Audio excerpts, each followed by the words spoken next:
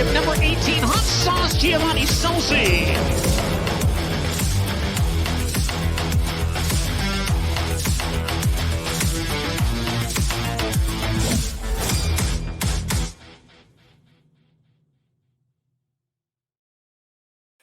All right, what is up? It is Knoxville Nationals week, and we got another episode of Scelzi Says for you. It's been a while. We've gone way too long. I know. We've gone way, and I'm putting this on you. I'm just here.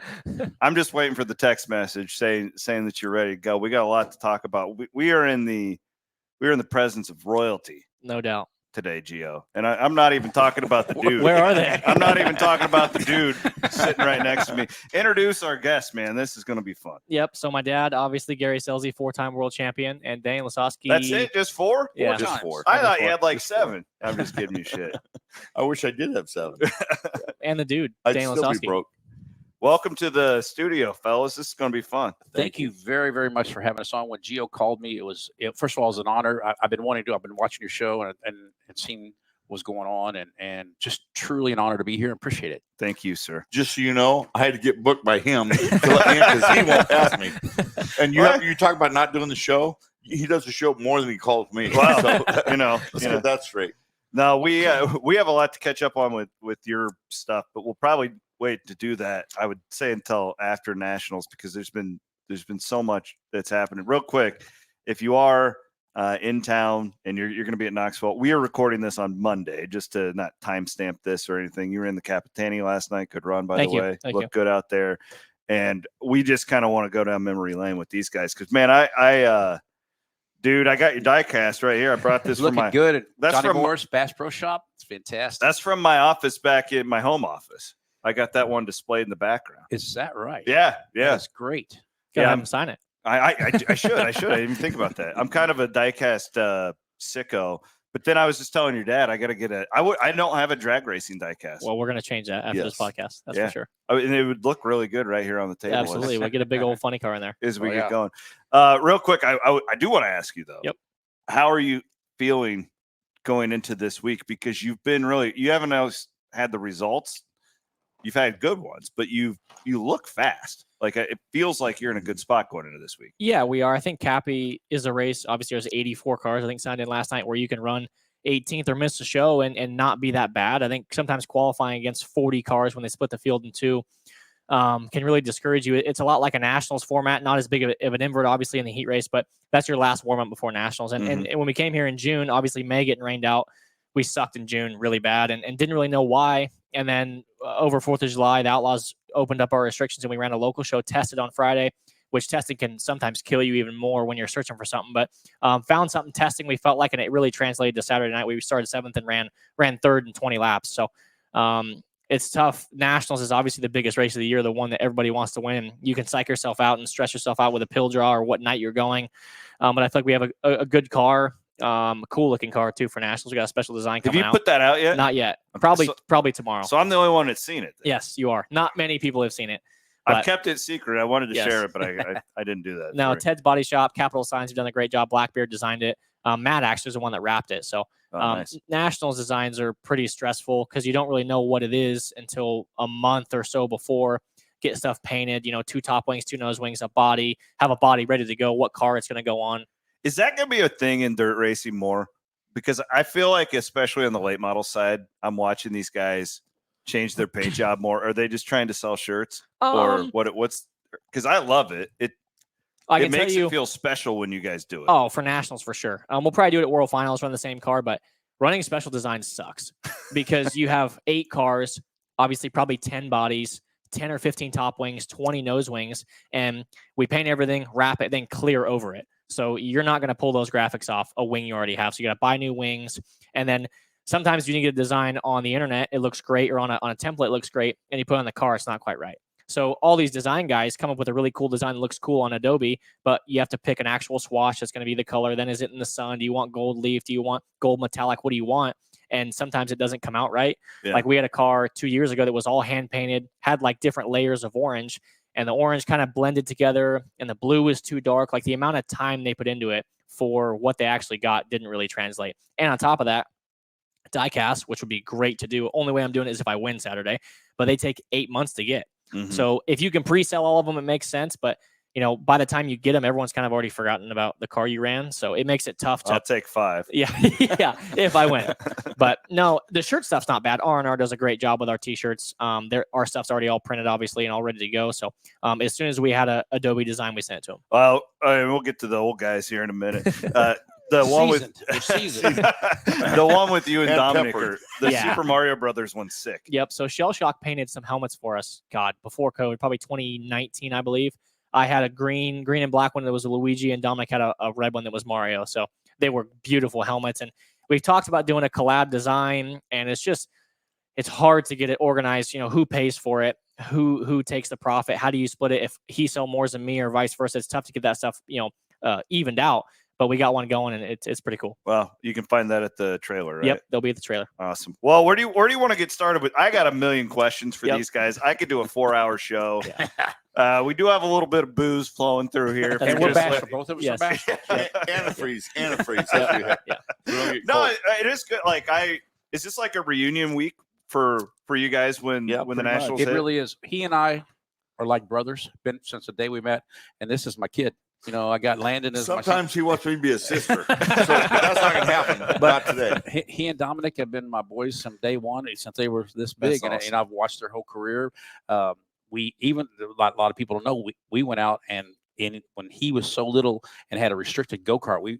Gary had a road course, and we went out and run a whole day with these guys Really? just when he was starting. So we got a whole history together that no one even knows about how we did. So it's pretty cool. Like I said, he's the brother I'll never have, and great family. I didn't know any of this, Gio. I thought you just grabbed the dude at the track and Yeah. be like, hey, you want to go Yeah. on the podcast? And what's hard is obviously I know my history. I know these guys' history, but I sat at this notepad for a while thinking about everything. It's like, man, how do I put this in somewhat of a chronological order? Yeah, I don't And- feel like we're going to be able to do it all in No, one show, no. to be honest. Definitely going to be a part 1 and part 2, but like, We're back. yeah. We get to That's what you think. There's- Don't crow. There's a Don't season crow. 2. But I didn't realize, like, being young, being at my dad's shop and watching Danny and Donnie, these guys stay at our shop with the Casey's General Store car or the STP car, and how cool that was being young. And I always wanted to sit in the cars. And I remember when Dirt Vision was just audio, we would listen to it that night. I would fall asleep and watch the next day and watch on TNN or ESPN2 or whatever. Speed really is what the channel was. And watch. Wasn't Speed great? Oh, it was the best. Dave Despain. That was obviously wind I tunnel, was but he was on addicted Speed. to that channel. Yeah, but to see, you don't realize it when you're young. Even growing up at the drag strip, you're around Ron Capps and Eric Medlin at the time before he passed away, and John Force and all these guys that are the greatest drivers in their discipline. You're 8 years old talking to them, and now I look back and I'm 22 now and realize how cool that was to grow up where I grew up, and I don't have any friends not from racing, which I think is fortunate when you see a young kid at the racetrack. That's why I try to take as much time as possible to sign autographs or let them sit in the car when they can, and just talk to them even if you have a shitty night. You know? Those moments all mean something to these kids. And dude, first time I knew who you were, this will surprise you. It wasn't in a sprint car. It was Really? an IROC race. Really? Yeah. Oh my God. Where at? That's Indy, right? Did you ever run it in Indy? yes. I was at the inaugural Brickyard 400. yeah. Did you run it in Yes. 94? Because we went for like 10 Or years in a row. no, it was, I forget Whatever what year it where it was. was. I ran it. But so I grew up in a late model family. We only saw sprints when you guys were at Eagle, Mhm. Nebraska. That was pretty much it. The only time I got to see the sprint cars. And I remember and just being a 10-year-old kid, 12-year-old kid, just obsessed with racing. That means I'm old. I'm telling you, right? Well, I'm going through because You are old. I'm at Indy, yeah. and I know all the NASCAR guys. Yeah. I know a couple, like, I don't know if like it was Castron. There are a couple of IndyCar guys who I knew, and I'm like, who's this guy? And that was the first time I ever saw you race. And I was kind of going through last night and looking at like the old IROC days. 'Cause Yeah. you had one win. Yep. I know in Texas. I think you had, Texas, yes. you had a big Sure. win. But isn't that weird? That It is- of everything you did in sprint cars, my first time ever seeing you race was an IROC It's race. so ironic you said, because you got to understand, as a young kid from Dover, Missouri, population 126, I was a hillbilly. I'm telling you. Yeah. And- You still are a hillbilly. I mean, come on. And having the dreams, I can remember going to work in the hayfield or wherever, and you're thinking, man, Indianapolis 500. Can you imagine somebody like myself going there? And then when I got the call from Jason Ignory to be able to be a part of IROC, it was like, oh my God, I was so overwhelmed. Couldn't believe that a dirt guy was going to be able to participate in the international Well, race of champions. we rooted for you because we're dirt people. Yeah. We're like, that's our guy. So- we rooted for you. So that I've day. got to be honest with you. The when they let us come test, and you look at the speedway and you're just overwhelmed and just in awe. And I'll remember Dave Marcus. He was kind of my driver coach. 71. 71, and he was one of the test drivers for IROC at the time. And I said, Dave, I really don't want to dick this up. I said, tell me what I need to. He said, let me tell you. He said, when you come off, you're going to come down the access road. When you come off of turn 2, you're going to look down there and you're going to go, man, what are you going to do? Because it is a square corner. Mm-hmm. He said, don't take your foot off the floor. I said, what? He said, don't take your foot. And he's right. The first time I went down, you understand, I wasn't up to speed. When I went down to turn 3, it was really good. Come off a 4, and you look down there, and it's nothing but grandstand. And you're going like, I'm really here. And you go, oh, and you're running down the straightaway. And I got to the corner. I said, well, maybe next time I'll hold her wide open. I'll just hold her brake across. But it is such an honor to be a part of IROC and what you said and being at the Indianapolis Motor Speedway. Never forget it. It's a memory that I'll never forget. That was a big deal for the Outlaws. Mm-hmm. Big too. deal. And To when we get you won as guys well on in this. Texas, it had to be because we were racing at the dirt track at the time next door, Oh, and all the okay. guys were there. So it was pretty cool when we won there, and all the guys were there. Did they ever let any NHRA guys in IROC? No, I didn't know if Caps or any of those guys They ever talked about it, and Caps would have done really well, but they always had that race during qualifying on Saturday of the NHRA race, Oh. and the NHRA race was not going to let us do that. They want no part of that. I don't think they ever got it or still do get it. The different audience, like Larson and NASCAR, they figured that out, IndyCar and dirt track, and there's a lot of combining, but they just, Saturday night qualifying is very important, especially if you're not in the show. So you're not going to miss qualifying and go to wherever you have to go. Plus you have to fly back and forth. And so they weren't into that. So is that, and then the first World of Outlaws video game, Yeah, where World the dude really 2002. became famous right Yeah. there, man. You were the guy on that Yeah, game. I You was were the still- like it the was pretty- computer, yeah. like you were the guy to That's beat. what everybody's told me. I don't know how they did that. So what year did you win the championship? 01. And the game was 02. 02. So yeah, you were the You were the defending guy. champion, yeah. Like Yeah. you were so hard to man. beat in that game. Well, JD You got to be a lot Byron. nicer to me. You know were, that? you were taller. You were taller and better looking. Now I'm not so sure. So what I think's interesting, what you guys were, Danny, you were talking about it, is you were driving in a hayfield, dreaming about racing. Now, for me, I've never had a real job. Obviously, raced since I was 5 years old, and I think a lot of the modern racers that are young have never had jobs. Now, both you guys obviously had jobs. You painted service bodies, built service bodies, and having that, obviously, I had a dream of wanting to race, but always got to do it at a young age up to the highest level. So it's really, there was never a moment in my life where it's like, man, I hate my job. I want to go race. Like I want to drop what I'm doing to go race. It was always just, you have racing. And I think nowadays it's changed because both you guys, like I said, worked real jobs and, you were racing and working. And it was always like, it's such a privilege to be able to race for a living. And it is for me too, as well. But it was different back then because it wasn't you weren't like, you're going to be a race car driver when you're 10 years old, like it is now, It really is. And adding to what you just said, what I did have a regular job, and so did you. And I had a wonderful boss. And this is a true story. This is what led me to race for a living. I worked at a company, and boy, I'm not throwing myself under the bus here. I worked for an Army ammunition plant in Kansas City. And when I first started there, it was under DuPont. DuPont was, and as you all know, it's government operated. DuPont had the contract. I worked 8 years as a primary machine mechanic. I was a maintenance. Had a very great guy named Frank McMillan was my boss. I wanted to race on Fridays. So what I do is I'd work all through my lunch hours and all my breaks and never cheat him out of an hour, but he would punch me out at noon so I could go race. I'd race on Friday and punch me in at 7 on Monday so I could drive from Sioux Falls, South Dakota and come home. And sometimes I wouldn't get there till 9 or 10, but he would punch me in and I would work the whole time. Well, after I worked there 7 or 8 years, the company changed to Olin, bought the company. I made it there 1 month and they said, hey, this operation, you can't do this. I said, okay, I'm out. At that day, I was done.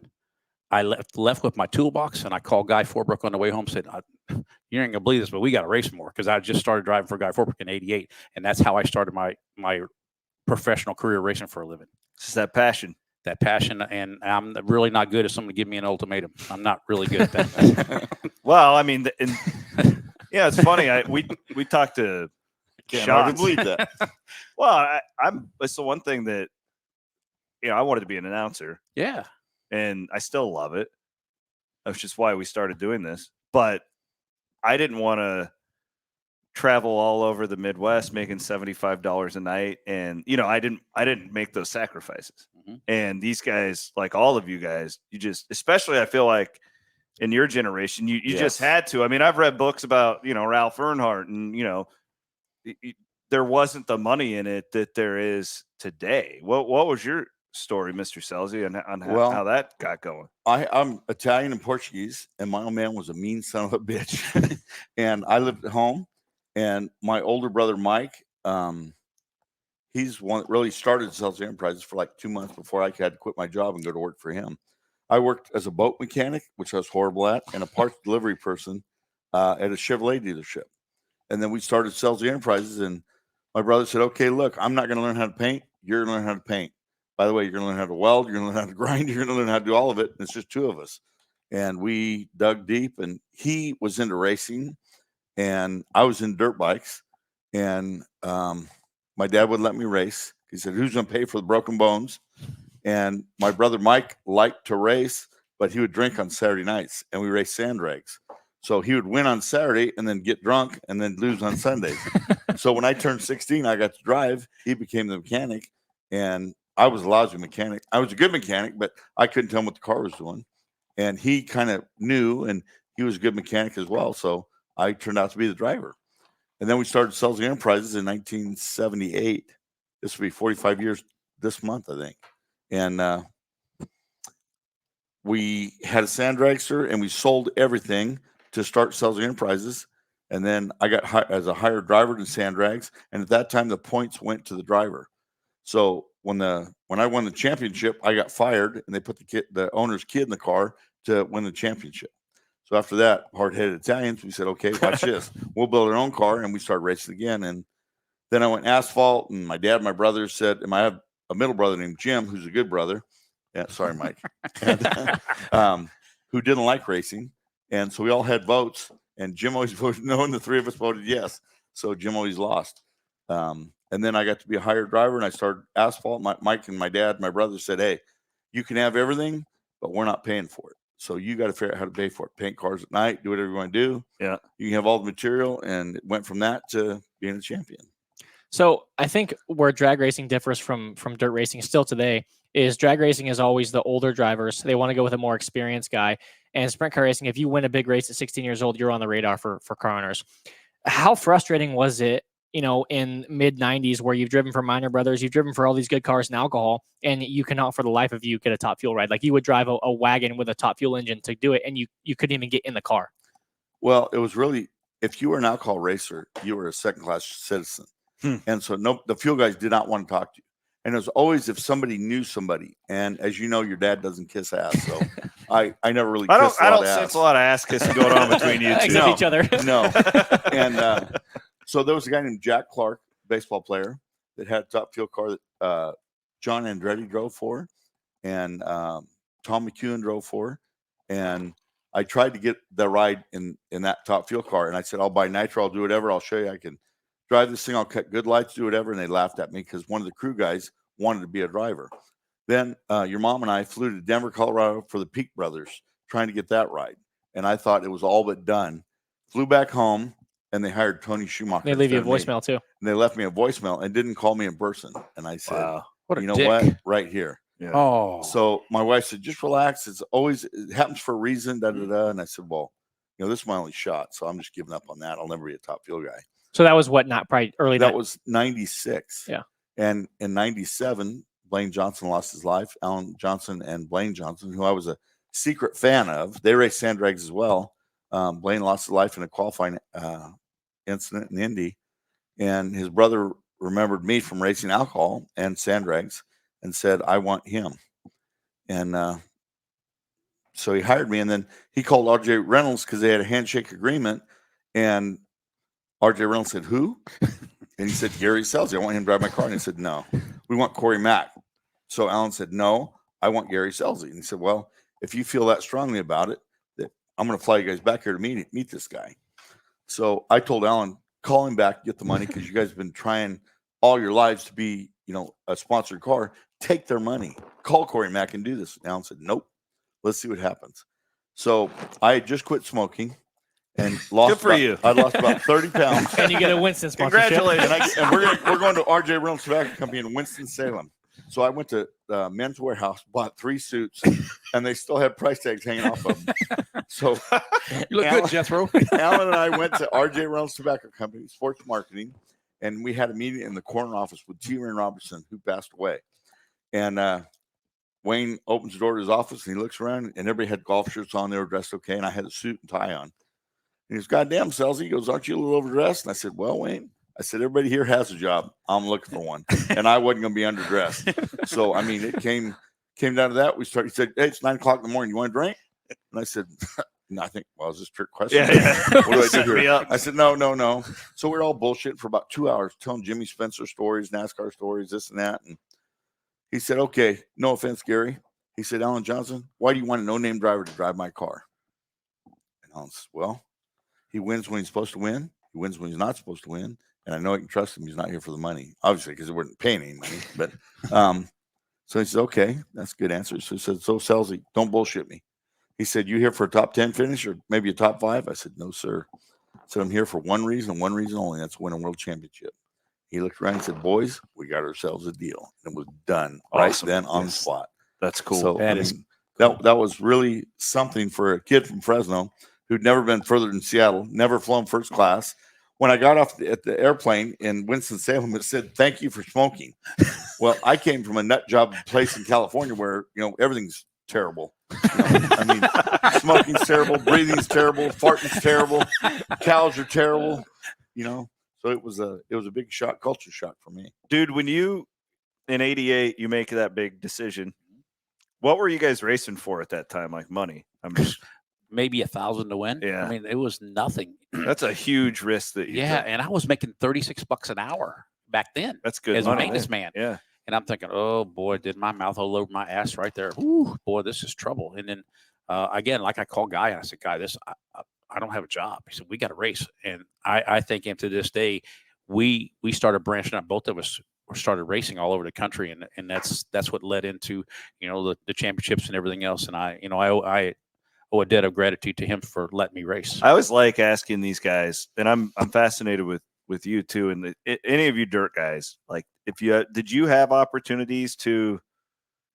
go more pavement and do that type of stuff? After we won the race in Texas IROC race, I had an opportunity, and thank God Tony talked me out of it because we had a way better sprint car team than the opportunity I was going to get to run a Busch car.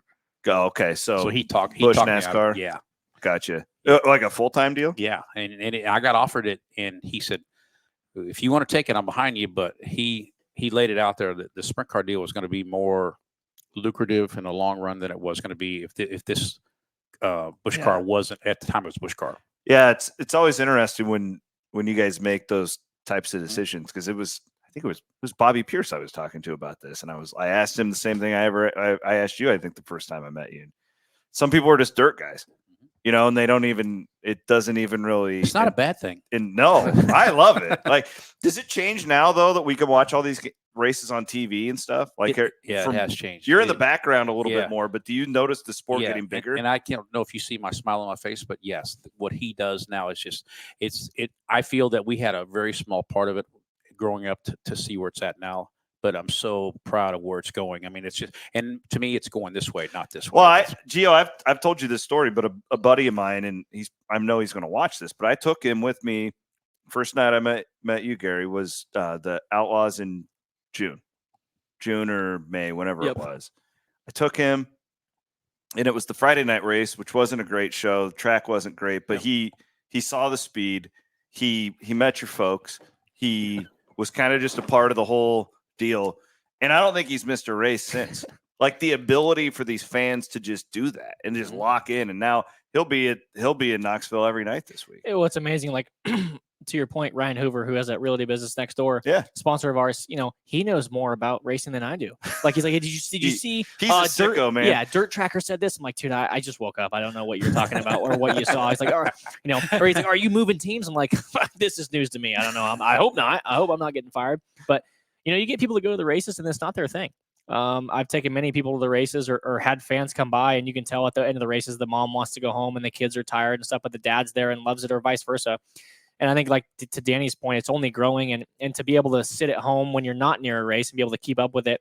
And what's so interesting to me is, like, Dad, when you got the ride in 97, obviously there was no social media back then. When anything happens nowadays, oh, this guy's a dickhead, or this guy's tweeting, he shouldn't have this ride, blah, blah, blah. Like, what the mindset was from NHRA and the other drivers, you getting essentially the best ride in Top Fuel racing, being a rookie, and winning your first 2 races. Like, what you dreamed of being a Top Fuel driver, was it what you thought it was when you won the first 2 championships, or what?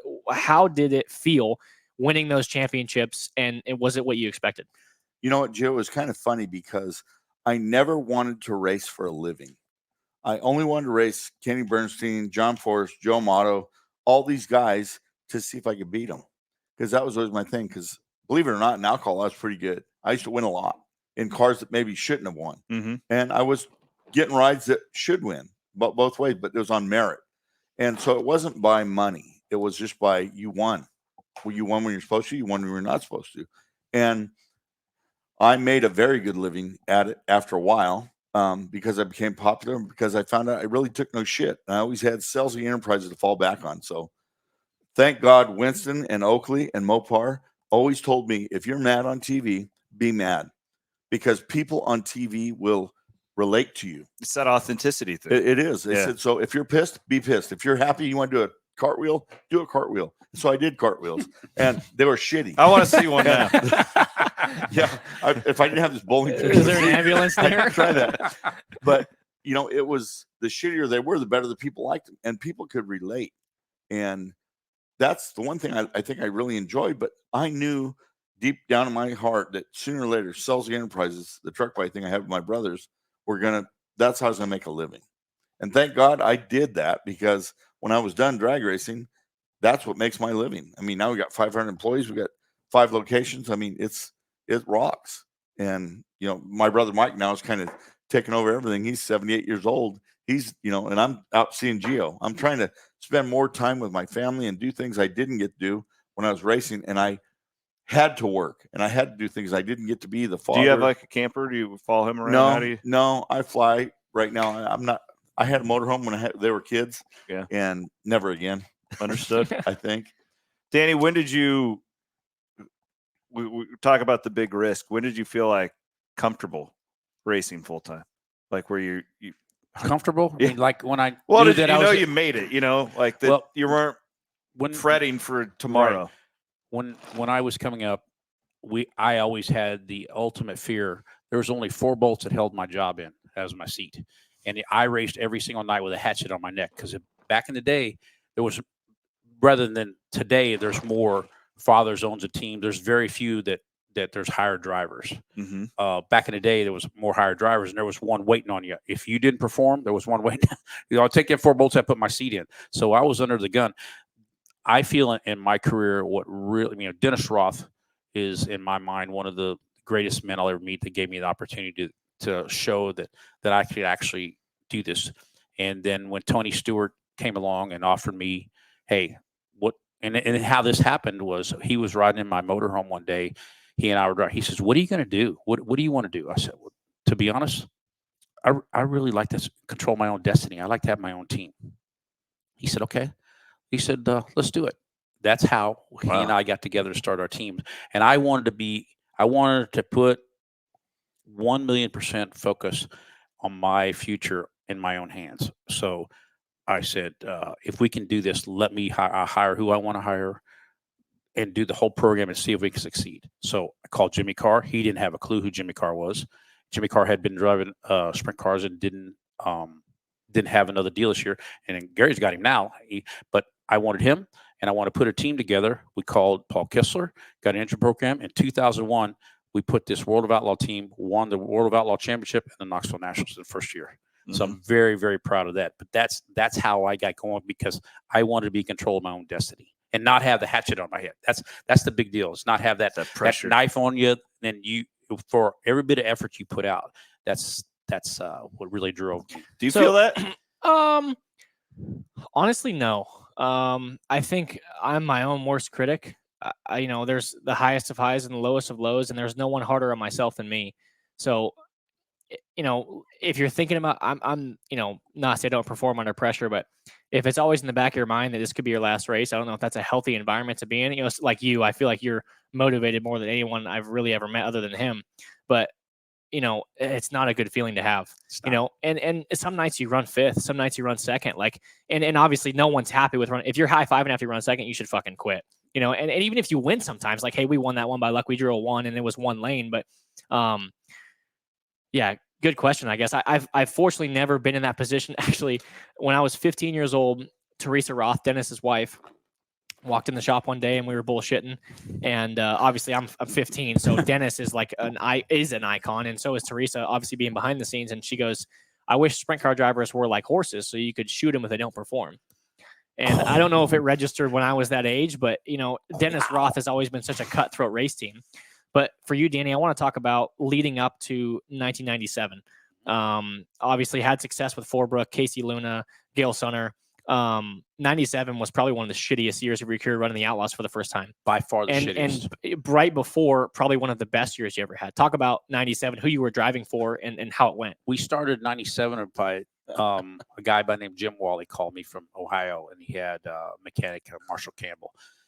They put this car together, and I thought, well, this is, home built engines. I think this is going to be, we got our own deal. Well, it was the very worst year of my racing career. And we made it to the week before the Knoxville Nationals. And I guess I can say it. Heck, I've had enough to drink right now. I can tell you that. That's Gio before just cell talked phones. about Before this cell woman phones. wanting to kill him. Yeah, So. Before cell phones. So I was in Ohio. This is no kid. Drove all the way to Knoxville. Gonna run. This is true now. So it's a Super 8 motel. Phone rings. Ding. 8 o'clock in the morning. Hello, Danny. It's Jim Wall. Yep.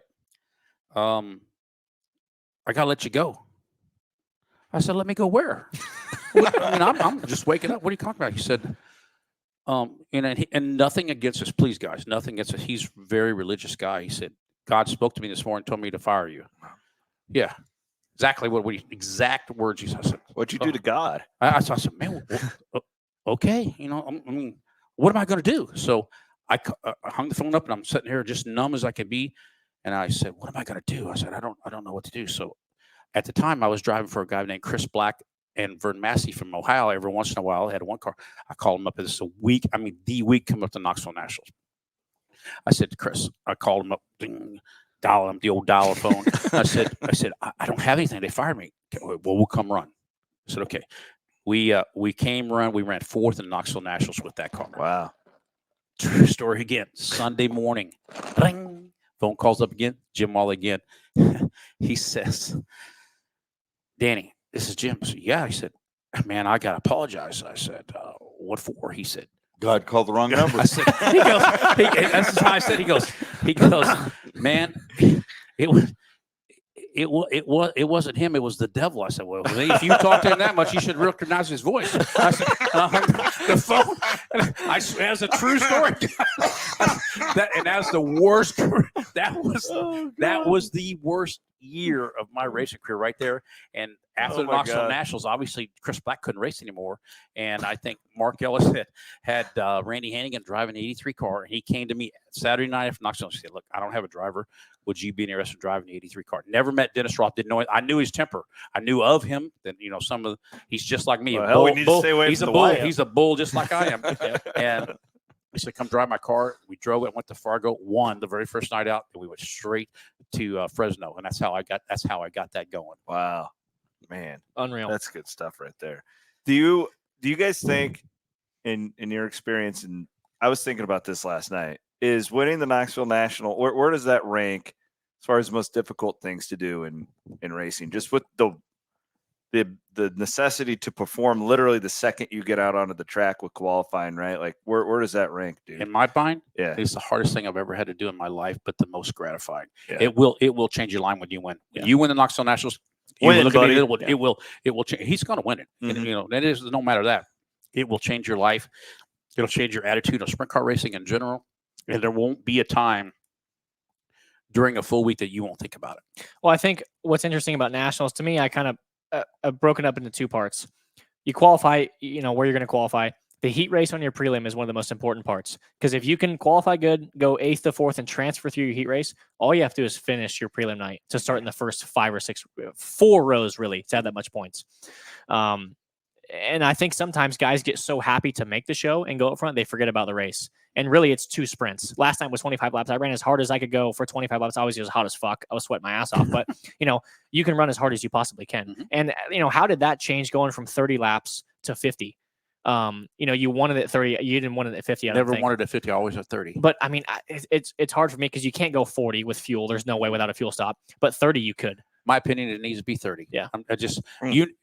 I like Cappy's philosophy, and I asked Cappy this: load that thing up full of fuel. And this is how they did it. They fill your tank up. They put a seal on it. Yep. Your tank's full. You go out there and give me 30 hardest laps you can go. That is the show. We're not NASCAR. We're not going to have a pre-race stop. I don't agree with it. You know, that's how we are, and I just think you need to go out for a sprint car race and give me the best 30 laps you got. And what you got is what you got. That's the seasoned guy talking, but that's what I really think that needs to happen. I want to bring a story up. Danny, you can elaborate on this if you want to or not. That's kind of bashful again. Believe it was a Get him another drink. Yeah, I believe it was a prelim night of a nationals one year. You started deep in the feature, got to 5th. There were no radios at the time. Didn't know you needed to go to the scales. You did not go to the scales, and I'll let you take it from here. That's kind of the truth. That the deal is, it was they used to have a dash on Friday on a night. prelim. Or, The top Yep. 10 guys, the top 10 in points. So they would come back on Friday because a lot of guys don't run. They had a called test scrambles, and right? Called a scramble, completely inverted. Obviously, I was top point guy. Well, it was all points. So the harder you went through, the top 5, and that's just when the scales, you had to scale. They didn't have radios, so I didn't know this. And when you run that race nonstop, I had no idea because there was no scoreboard at the time. My boy tells you how old I am. so the race was over. Boom, race was over. Come around, and at that time, when you were in the scramble, you parked on the very back stretch, on the very back row. So I came all the way around, drove in, never went to my pit stall. As I was stopping, that Jimmy was going like this. So you got to go to scale. So the 4-wheeler guy behind me pushed me around the scales, cleared scales.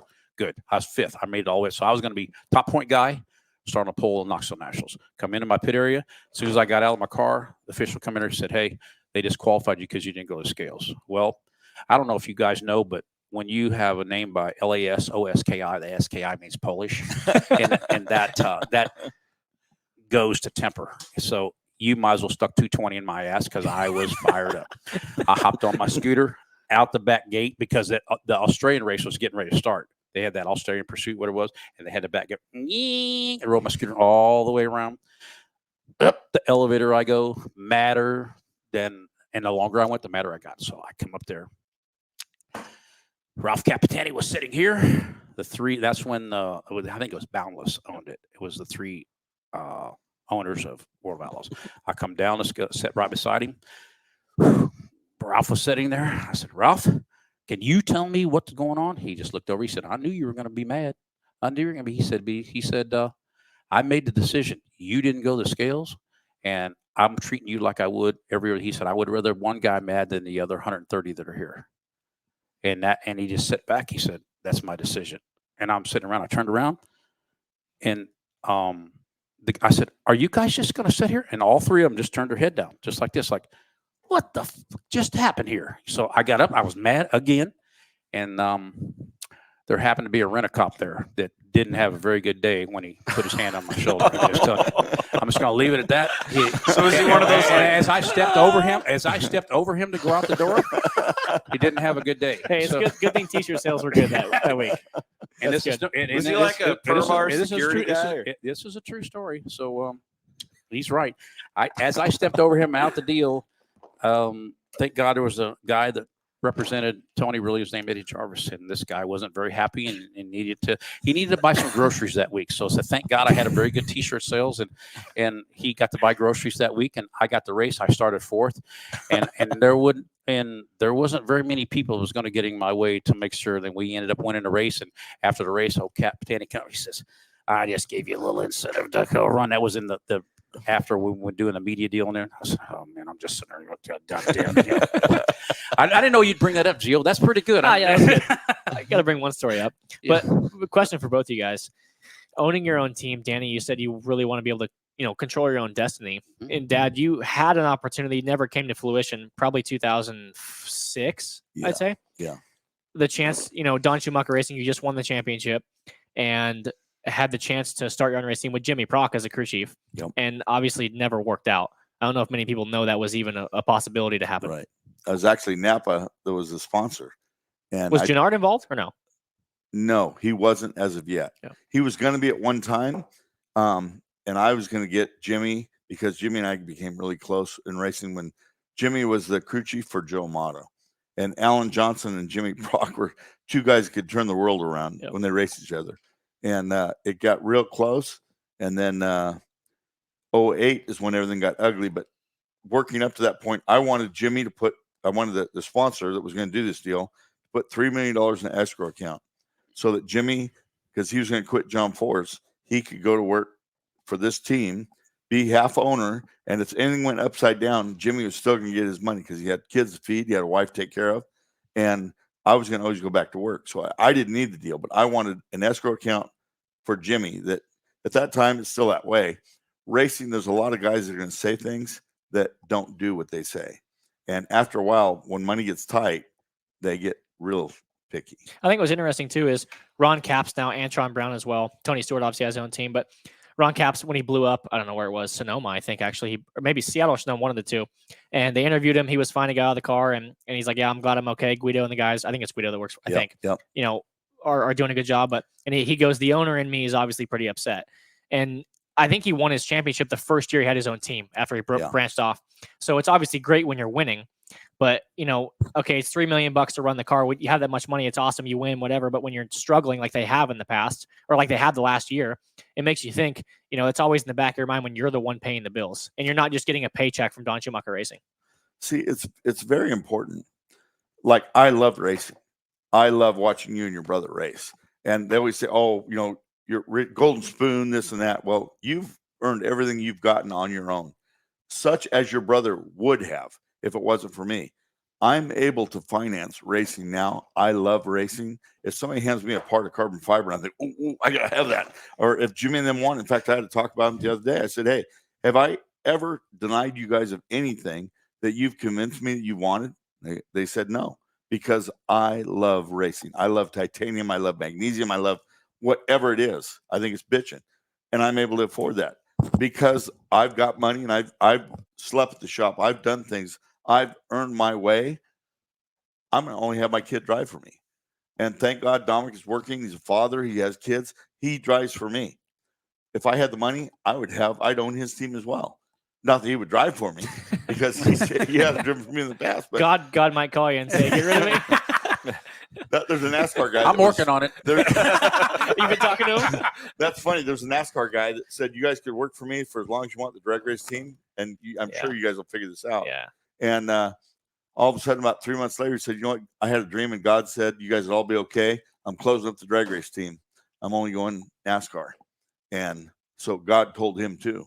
So he speaks out. God is, I don't think much for that, And, to the NHRA fact, why do you think the NHRA is the teams and stuff are so in with the older drivers that have experience and not with the younger crowd? Like, what do you think that hurts them? Because I mean, Austin is I believe the most popular driver in NHRA right now. Like, I have to agree. I was so happy Doug Coletto finally won a championship, and I love Doug. Doug is awesome. But and the fact of Gage Herrera as well, he won 11 races in a row in Pro Stock Motorcycle, and he gets off the bike and it was cool. We won. I'm pretty excited. It's like, dude, be excited. And then maybe that's just his personality. Not talking shit on the guy. I don't even know the guy, but dude, I win one outlaw race and I'm ready to do a backflip off the wing. Like it's such a high when you win. I was worried about you at Eldora that night. That was cool. I hurt my hand a little bit. I was like, God, take it easy, buddy. Man, it's Danny. Both you guys can attest to this. When it finally, there's 3 or 4 laps to go. You glance at the board. It's like, man, and you lose concentration really. When you're running the bottom, running the top. It's like there's always a moment in the race. Like last night, there's I don't know, whatever, 10 to go. You get to second. It's like, all right, where is Rico? Where is he running? What do I need to do? And there's lap cars in the way. And you think, and I noticed myself thinking almost too much, where it's like, all right, what do I need to do to keep going fast? Is there a guy behind me? Do I hear someone? And in that moment, if you have that, it's like on the starting line. Austin's told me, if you're staging and you think about anything else, you're late. Yep. It's over. Yep. You know, if you're not fully concentrated on what you're doing, you know, you're late. Like I said, and it's the same with sprint car racing. If you roll down the backstretch and you see a pair of boobs in the stands or whatever, you see the backstretch. I've never seen that before. I'm looking forward to it if it happens. But no, in all seriousness, you miss the bottom once, and it's like, man, I slid across. You the need middle. to hang out with me at the races. They're all over the place. Are they? All right. I'll wear my fire suit, man. Yeah, exactly. Cheap seats. But if you lose concentration at any moment, and 50 laps is a long time, and I look back at the couple of nationals I've run, and there's one or two mistakes I've made where it's like, God damn it. If I would have not done this, or if I would have done this differently, I could have run third, or I could have won, or could have run second. And those are moments that you look back on. I feel like I learn more watching film of races I've lost or races I've done bad at than ones I've won. Sometimes you win races where it's like, man, I probably shouldn't have won that race, but shit worked out in my favor. And like for you, were you one that studied film? There probably wasn't much. There was no film back in the day, but nothing. Yeah. I didn't get a chance. I mean, that is such an asset, what you have now, and a tool, I call it. I mean, watching Dirt Vision while you're ready to qualify. Yeah. I'm sitting in staging with my phone in my hand, texting Matt. Exactly. Where do you think to run? You know? The difference was I had with Jimmy Carr, he was so sharp, he would watch. And because he had driven, that was really the key. And I really think that the best crew chiefs out there are, Ricky Warner does a phenomenal job. Don't get me wrong, but I think that if you were a driver, ex-driver that knows exactly what you're feeling, I think that is the best one. And he would wait. There was two cars. He said, "Look, this guy," and that was before timing scoring on the phone. He had to be watching I wore a stopwatch out I had it in my hand all the time. And that is just a difference of what we live now. Yeah, now we've got the My Race Pass, and like I'm literally watching it. I can be watching you on a app if you're in Washington and I'm at a football game covering it. It's crazy. Well, I wanted to do this because we don't have unlimited time, unfortunately. Why not? We got a lot of stuff today, man. Well, we got the studio's being used here in about 30 more minutes. Okay. What do you? I want to ask both of you this: when you watch this guy, who means a lot to both of you, obviously, what do you analyze Gio as a driver to driver? If you're his coach, I'm glad you asked that question. I did an interview at Volusia County Speedway, and they asked virtually the same question. And I said, look, man, I have grown up. These are my kids, him and Dominic. I have seen them from they're just little bitty shits till now, and seen the intensity and the passion they have for the sport. And they were saying, what do you think? And I said, well, it would not surprise me if he wins the Knoxville Nationals or the championship this year, because that's how much desire. He is, whether you like it or not, he's the same. He doesn't have to do this. He can do anything he wants to do. Mm-hmm. He has the desire, the passion to be a World of Outlaw champion. And he's just not going to win, in my opinion. He's not going to win one. He's going to win multiple. That's how I feel. What about you, Dad? I get sick to my stomach. I couldn't stand watching him race junior sprints. I couldn't stand watching micros. And it's really tough watching this. I've come to the realization that I'll stand up when I'm watching on TV and I'm going, God damn it. And like, you get sick, like you're nervous, or like the wrecks. I don't like. I don't want to see the one. I don't want to see anybody wrecking. Well, I freaked out when as a racer. Dominic had his few weeks, and I met Dom once, but it can you imagine? I can't imagine on TV, and I try to call somebody, and I can't call anybody. And I'm watching on TV and watch him go in an ambulance. Well, and he had the one early on in the year, and I catch myself yelling at him. I said, hit the fucking bottom. Use both feet. you Debbie, and me both. both. My wife's going, damn, man, he can't hear you. I'm saying all he has to do just roll right here. And I'm trying to, I'm doing it like an idiot. I'm doing it here. This is what he needs to do. Roll here. And I catch myself, man, what an idiot, man. I hope nobody ever films me trying to coach him. And it's again, it's the deal because I love him like he's my son, and I think the world of him, and I'm very proud of him. I am curious though, Gary, like does it make you want to be there more? Because like when the thing happened, I'm probably better not being there. Okay, yeah. And I am to this point. He said it before, but I know where he heard it from. Racing isn't fun. Winning is fun. Yes. And that's could not agree more. Whether it's business, 100%. Whether it's anything, I'm the same way. I'm to the point now to where I want to see them win everything, and everybody else that's better than them or as good as them or beats them or I want to kill them. I hate them. That's how I am. Don't knock your headset off. I think my kids are the best, even though obviously they're not, but they're my kids. I think they're the But best. I don't care Thanks, Chris. if they give two shits and they walk away from racing right now. I love them more now than ever. And it's great that they're both good racers and they're both good people. And I think I take more pride in hearing from other people, you raised two great kids. And because his mom raised them. Julie did a good job. She did a good job. But that's what satisfies me. I got to tell you that story how we met too. Okay, don't let I forget want to hear that one. one. Oh yeah, that's good. That involves a lot of this. Real quick, and then we'll get to that. How did they end up in sprint cars? You know what? I always wondered that. Here we go. Well, you're looking at the guy right now. You Unfortunately. did it? Yeah, that's why he's hiding his face. So, That's what that leads up to the story. So, I'm telling you. yeah, all right, Let me just all right. start this all out. We'll get this. I'm a professional journalist. Back, You know that. yeah, back in 1900 shit, I'm in Fresno, California. You gotta understand this hill. no, we were in Higginsville. No, I'm at talking your about when we met. Oh, okay. We were Okay. back in 1900 shit. I was in Fresno, and a guy by name was Dave Swindell. Dave Swindell, Race Talk Radio. Yeah, Race Talk Radio. Didn't he own says- Hanford at the time? Yes, yes. Yeah. He said, "Hey, I need you to do a radio show just about like this." Well, I go, "Oh yeah, great. You know, I'm doing it out there." And again, Driving for Dennis Roth. driving for Dennis Raw, Dover, Missouri. Population 124. That's it.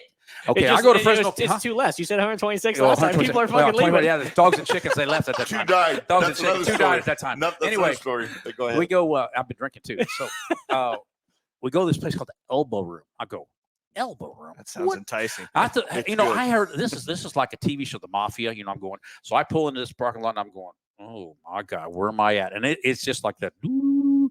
So we go in this bar, dark bar. I walk in there, and as soon as I turn around the corner, I see this drop dead, beautiful brunette there. I'm going, wow, this is looking up. I had no idea it was Julie Scelzi. I had no. See where this is going. I looked at this rum dum. I said, how the hell did this Gomeroni get this beautiful? There's no way. So anyway, we sit down, we start talking, and the other guest was Robbie Knievel. And Really? So it was Gary and I and Robbie Knievel. And he was drinking. What was that stuff he was drinking? Tawaka. And it was a water glass. What year is this again? 1907. 97.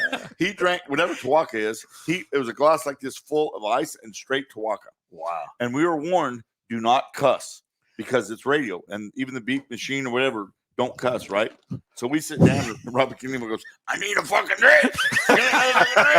So I'm looking at him. He's looking at me. And that's how, I mean, from that day, honest to God, from that radio interview, there's not been like a it was we me don't- and him against the world. Yeah, it was it. That's awesome. We have been that tight since then, and that's how our relationship started. It's just unbelievable that we've been best friends since that point. I mean, we've been through multiple golf tournaments together. That's another story. One quick story that's great. You I guys have to tell this. Don't, Okay. I feel Here like we you go. guys would suck at I golf. have to tell this. We do. Are you kidding me? The foot wedge. Anyway, I've never heard of Piggly Wiggly, Oh boy! but there's a Piggly Wiggly there. at my and house. the in Missouri. Outlaws- He comes stays. The Outlaws would always come there, and I'd bring the kids, motorhome park. I'd always do this golf tournament, this charity golf, Michael Ross Foundation. So we're cooking brats and linguiça. There's no linguiça. Can't buy linguiça. And I'm making this honey and mustard thing that you cook these barbecue Piggly Wiggly's a grocery kiboshes. store. So- my mom's from South Carolina, Yes. so I'm So we vaguely go aware. there and we're drunk as a skunk. I know you guys can't really believe that, but we are. And it's me and him. We go and we're buying kibasa. We're buying this, we're buying that, and that. And there's a hillbilly to the hill. I mean, bib overalls, no They say- t-shirt on. They say 911 on aisle 4. What aisle do you think we're in? This guy is like 400 pounds. He's like, he had a heart attack a week ago and didn't know it. And so we got all this stuff, right? We're filling this basket up. And this guy drops dead right in the aisle. No kid. Bam. Right He's there. Cancel Christmas. He's done. Now, there's honey right there. Okay. And I'm taking honey and mustard, and that's all we need. We got everything else. And they're going. They got And the pads on Paddles, him. and they're bringing this guy, pop, pop, clear, pop, pop. And I look at Danny, he looks at me and he goes, no. I said, yeah. You just got your honey I mustard. said, this guy's dead as a doornail. What's he going to care? I step over him. They're trying to bring this guy back to life, and I grab the honey and throw it over to Danny. That's a And true this story. I'm guy- going, oh, God. This guy is colder than a mackerel. He ain't no coming back. I mean, it was so. We came back, told on them outlaws that story. They did not believe us one Oh, bit. he was squirting that honey and Oh, mixing that up. goddamn. He was telling that stuff. God, Yeah, damn. and that was true. I had to get that one on. You guys like our history. I can God see called. It was that guy's. Yeah, God God called, told us that, yeah. fire everybody. Yeah. Oh, I Get rid of know. Paul. We should have got these guys drinking a little early. Oh my God. Yeah. Will you have anything after your next show or no? So you, in your relationship with him gets these two guys, Tom and Pretty Gio, much. into the sprint Talking cars. about the 'Cause- sprint car deal. yeah, like how did So we're in Higginsville, Missouri, and Dominic was, I think, 2 years old. He wasn't born yet. And Danny's son is Landon. So Landon has these toy cars, these sprint cars, and Dominic has drag cars. So they're playing in the backyard. We're in the house talking. All of a sudden, we hear the screaming and yelling. These two are fighting. We thought, what in the hell is going on? Dom's, he don't know how to race. He don't know how to race. What do you mean you don't know how to race? You guys are just playing in the dirt. What's going on? Well, Landon was taking a sprint car and turning corners, and Dominic was drag racing, going straight. So them two were And them two were fighting, head and tooth nail. They were fighting like mad because neither one of them knew how to race. And that from that moment on, junior dragsters was the only stepping stone to drag racing. And Jared Todd will make me a liar of that, and I'm sure there's other ones too. And Eric Andrews, badass in pro stock car. Those two started in junior dragster. Well, I felt they didn't learn anything, no car control in junior dragster, but if they learned micro sprints or junior, Junior sprints, Junior outlaw carts, sprints. kind of go karts. If they learned how to slide and control the car, I could teach them how to drag race when it got older. Plus, there was 2 micro tracks 30 miles from my house. So that's what they learned, and they just kept going that path. Never wanted to do the drag race stuff. interesting? And how Dominic got hooked, he brought in, we had that celebrity race, like I told Mike, we had a golf tournament that we did for the Michael Ross. Gary brought Dominic the first time to Sedalia, Missouri, and it happened to be one of them humid nights where the stream off the wing, you know, the vapor. vapor trail, yeah. And Dominic's told me the story that that's when he was hooked. He got to watch that. Okay. Yeah. Wow. Now, one more thing for you, Danny, before we wrap this up. Your relationship with Guy Forbrook obviously pretty much started your sprint car career in a successful way. Yeah. Guy's never won the Nationals. You've won it 4 times. What's the correct wording? Is it not disappointing, but to never win with him and be so close with him, is it something that like was on the top of your bucket list to do? Like what was the closest you guys got? Beyond the bucket list. I mean, we ran second together. It was a 92, I think, when we ran second together. I think our best opportunity was 90. He knows more than me. He's a statistician. He knows this. We were at a place called Owatonna, Minnesota. I flipped my dick off the night before qualifying. Into that track. Out of the ballpark going to turn 3, and they had a county fair, and I hit a bulldozer. Bulldozer parked. That's bad luck. Broke my scapula. How bad you hurt the bulldozer? broke my scapula, and I think that was our best opportunity of winning it. But we came back when we were on second 92. But if there was anything that I wish we could accomplish, we accomplished a lot. You know, whether we fought like brothers or whatever the situation may be, that's the one. That's just the one that just to this second bothers me more that we couldn't win together. We got close. We just didn't get the job. One of my Nationals memories, most painful, was when Brian, God, what year was it? It was shots came. He ran second a couple times. It was the one where oh, man. I don't remember what year it was. He passed on in the bottom. It didn't take his line. Yeah. All he had to do was take I his thought line he one was lap. winning. Boom. Yeah. Is that a heartbreaker? Oh, it was, because Brian has traveled with me from day one. He's been attached to my hip from day one, and didn't get that. And I know to this second, it's really him. It's just like both of them. I think that both win it. I just don't know when. Because I thought that was his year, like when he made that pass. I and the remember year I was sitting after, when it was damn near rubber down, Brian was leading halfway through, and Don came from the B main and was leading. Remember 20 that laps too. in was like destruction of the field. Yeah, same one. Now, with a question for both of you guys, sprint car racing has a variety of formats. With the Kings Royal, the Knoxville Nationals, National Opens, obviously standard World Outlaw format. But the U.S. Nationals, Winter National, or U.S. Nationals and World Finals are double points. I think they're or points and a half. Yeah, only 2 races are points and a half. U.S. Nationals, obviously, there's 2 weeks off before it, 3 weeks off before it. Biggest race of the year before the countdown. Why does that race mean more than other ones? Because the format's the same. Yeah, it's points and a half. But why was that one bigger than other ones? Because U.S. Nationals was where everybody came. West Coast, East Coast, everybody. So you all met up. Because like when I ran alcohol, I only stayed on the West Coast. But whenever the West Coast guys came, in fact, when I went back to Indy, it was West Coast finest meets East Coast finest. Bill Walsh was the gentleman's name. And we met in Indy. And that was always the big go, is all it was called. So everybody from everywhere came there to meet. There used to be 64 top field dragsters. And I mean, it was huge. It's not as big now because the 64? 64 top field dragsters. And 16 made the field. Yeah, there might have been 24 at the time. But still, I mean, sure, you're a defending champion just like, team. It's just like Knoxville. Yeah. And there's no no provisionals. Yeah. There's no nothing. One thing I didn't answer your question about why I think NHRA never really got big or didn't allow things. Like when Danny came to the drag races, I had to buy his tickets. Yeah. I don't feel that was right. I feel whenever I went to an outlaw race, Ted gave me free tickets, whatever I wanted.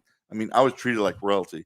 I feel that NHRA should have treated other race car drivers like royalty. Yeah, to bring them in and to It's because kind then of they like promote it. It's like an unwritten rule. Well, for when me and Maddie went to Chicago, I believe we went. I don't remember the guy's name that we had signed the passes for. Chad had to us tickets and stuff, and it was like, hey, post this on social media. Like if you're on the starting line, post videos of it. And that was cool for me to see because I feel like NHRA is the last big sport to be on social media. Like I know their races are tape delayed, whatever, but dude, if I can't find results in 5 minutes on Twitter, I don't really care. NHRA is horrible Yeah. on they're posting the results and knowing what. It's not going to be that many people. There are going to be less people going to this races. Yeah. Drag racing is unbelievable. But I think cars being the stars are not the answer. Yeah. The drivers need to be the stars, and that needs to change. Yeah. And I don't know who runs what now, but I feel that's where they missed the boat. Speaking of Chad Head, he's a virgin. He's coming to Knoxville Nationals, and I got him spots right there. Dingus, right there where he's going to park his bus. We need to get them on here. I think they might come on Sunday, Monday next week. Oh, so okay. clear your schedule. Okay. Yeah. All right. Yeah. Chad Head, going to be good. I'm looking forward to it. If you guys say he's going to be good, it'll be good. Well, I really appreciate this. We got to do this again For sure. because I know that we have a lot more. You know what? Get me invited. We got a lot more. Talk to him. Have him call you and call my people. Do you ever come in the winter? I will. We should do that and we'll just do a whole night. Why don't you just come to Florida? We'll deal. It's a lot warmer Let's- there. you know what? Let's do that. I'll bring Dominic. Yeah. I got to go to Florida for a thing Dominic anyways. needs to be in here. That would be such a good. And I'll just get the hell out of the way and Well, y'all can do your thing. You know, we're all bashful. I'll just Have you sit in the noticed corner. how bashful we are? You don't need Thank me. you very much for having us. This Thank you. has been more fun than I even thought it would be. Well, And it's an if we honor. can It's an come in- honor if with we you can- guys. if we I'm can a- You know come in- what? I hope I get a voice like you. but you just gonna keep talking more. I just think the next time we come, we'll just do a 2-hour pre-drink Totally before we agree. get going. We haven't started yet. Oh yeah, We're gonna go here in a minute. We're gonna go live. So next year, and I wanted to do it this year, and we just I think the season got away from us. But I have big ideas to do this show from Dingus, like the week. count me in. How about you? No waiting for a drink there. Like Tuesday, Tuesday night of the Nationals. Mhm. We'll do it up on the stage. Yeah, I'm good. Like I think You've that, been a huge crowd. Yeah. but Huge crowd. we could do a 2 or 3 hour deal where we're just bringing with all these fans people, involved, absolutely. bringing different drivers up. Yep, no And- doubt. You know, maybe we tie in like a charity, so it's kind of like a telethon thing where I like to do stuff like that. Yep. But I think Sure. with all your boys' connections, we could do a lot of good. Well, before you shut this down, I've never told you personally that this what your career has. You have no idea what an honor it is to know that what you're doing is just. I can't be more proud of you. You're carrying the torch. You know what Yeah. I mean? It is to me. You know, I mean, I grin and I can't obviously can't tell people what he means to me, but it's just everything to me to see the success you have, and I'm very proud of you and your whole team. Yeah. Well, I mean, both you guys. Like, I think I admire both of you because, like you said, you didn't want to race for a living. I want to beat the best guys in the world and prove to myself I can win these races. I don't want money. I don't want these trophies. I don't give a shit about anything else other than winning these races and proving to myself I can do it. And that's what I've kind of tried to model myself after. You know, the trophies are at the shop, whatever. I want to keep my helmets and my suits and stuff, but trophies don't mean anything to me. Money doesn't really mean anything to me. I mean, these races could pay $10,000 or $5 to win. Doesn't really matter. I want to prove to myself I can be on one of those banners under the front stretch. Was that where Did you notice that one right in front of the? Did you see that one right in front of the ticket There's office? some bald guy. who's I that don't bald? know. I don't know who he Handsome is. devil, isn't he? His pole is shorter than everybody else's. I don't know why. The building lane? Yeah. Lean building? Yeah. You know what I want to know? What does it cost to have you call your father? That's all it takes. I'll invoice you after the And, show. and what is it? What is our rule, Gio? When I call, what is our rule? Whether I'm taking a shit or I'm on the phone with someone else. You know what's funny is I don't know. When I asked you to, or when we figured out the time to come on here, we had a phone call for probably 5 minutes, and you were still talking. I'm like, this is probably the longest phone call you've ever had with anybody. I'm not hello and goodbye guy. I'm out. When I'm done saying, boom, I'm out. It's hey, what are you doing? Yeah, I'm okay. Bye. I can't tell. You like to talk here? Yeah. Well, this is great. Really good luck. Thank you. Sorry, I'm not going to be there. That's all right. Hopefully, if you're on the front row Saturday, I want to meet your dog though. I'll be there. Yeah, we'll Good. bring the All dog by. deal. Nice Well, meeting you. thank Thank you, you very dude. much for having us on. Appreciate you guys. Thank you. We'll do it again. You're welcome anytime. Really good show. Wish Gio the best. Go buy some merch. Go get yourself one of them Mario Super Brothers. Scelzi Bros, Yeah, go Yep. go pick that up when you're out at the track this weekend. We'll be back whenever Gio texts me. He doesn't call me either, Dad. Whenever he calls me to do another show, we'll be back here on Scelzi Says.